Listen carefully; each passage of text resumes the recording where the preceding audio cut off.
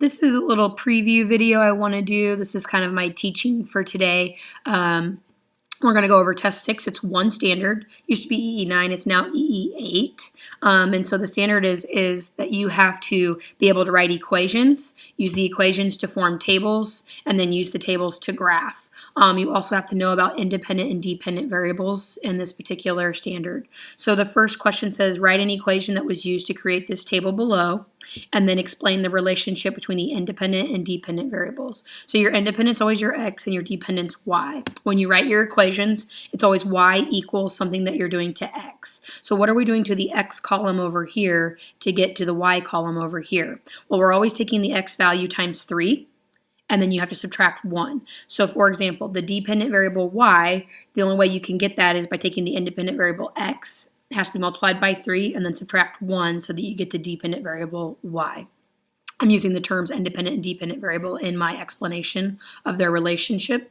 And how does this work? If I take 3 times 5, I get 15, and I subtract 1, I get 14. If I take 3 times 4, I get 12, subtract 1, I get 11. If I take 3 times 3, I get 9, subtract 1, I get 8. 3 times 2 is 6, subtract 1, I get 5, and 3 times 1 is 3, subtract 1, I get 2. So it always has to work across, going from x to y, going across. I always recommend starting at the bottom of your table to figure out what to do to move across. Some people see a pattern going down, that's fine, but your equation is always going across. What are you doing to x in order to get y? And you always write your equation like this, y equals something that you're doing to x. Sometimes you just have to double x to get over here. Sometimes you may just add or subtract to x. This one you have to multiply and then subtract. So it's like 2 different steps that you have to do. The second question, I never use x or y. I just says using this table from question 1, if the independent variable is x, then what is the dependent variable? And so I never use x or y, but you have to know independent means x. So if I were to like add another part to this table and add 6 right here, then I want to know then what's my y? I know x is 6, then what would be my y? So I just plug this into my equation, the same equation here. 3 times that and then subtract 1. So that's what I'm writing. Here's my equation. Y equals 3 times x minus 1. If I put a 6 in here instead of an x, next to each other means times. 3 times 6 is 18. Subtract 1, I get 17. So y is 17, so that's what my dependent variable would be.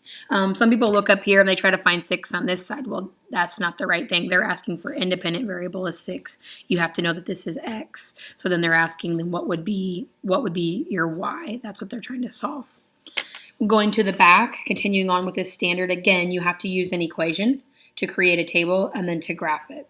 So if your equation is y equals 2 times x, and then you have to add 2. In other words, your x column, you're always multiplying it by 2 and then adding 2.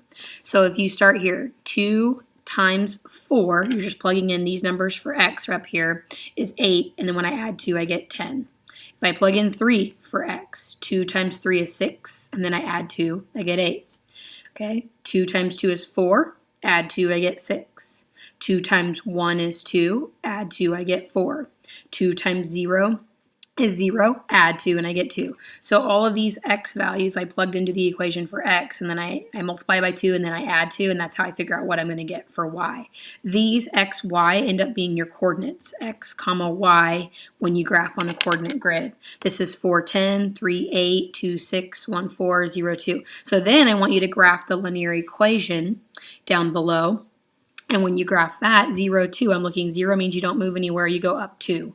1, 4, I go over 1, up 4. And as I keep graphing these points, they're going to form a straight line, and that's what linear means. Linear means they all fall in a straight line. In other words, you can draw a straight line through your points. So if you graph it and this point's like way over here or something, that means you graphed the point wrong. They should all fall on a straight line.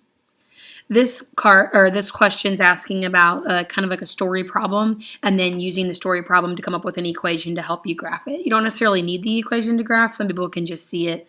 The greeting card company prints 350 cards each hour. So plot how many cards the company can print after 2 and 3 hours. So if it can do 350 cards in 1 hour, you can double it for 2 hours, and you can triple it for 3 hours. You can also think a number of cards and your hours. So what do I have to do? For 1 hour, they can do 350. So notice this would be 300 if I were to fill this in. So 350 is right in the middle of that. So my dot's right in the middle of those.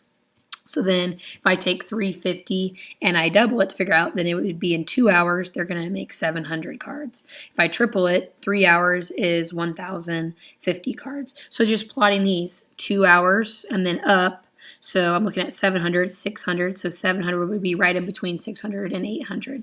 Then how do I plot this number? You've got 10. This would be 11. So in between 10 and 11 would be 1050, which is here. So you got to go over 3 and up to 1050, which is actually right in the middle of those.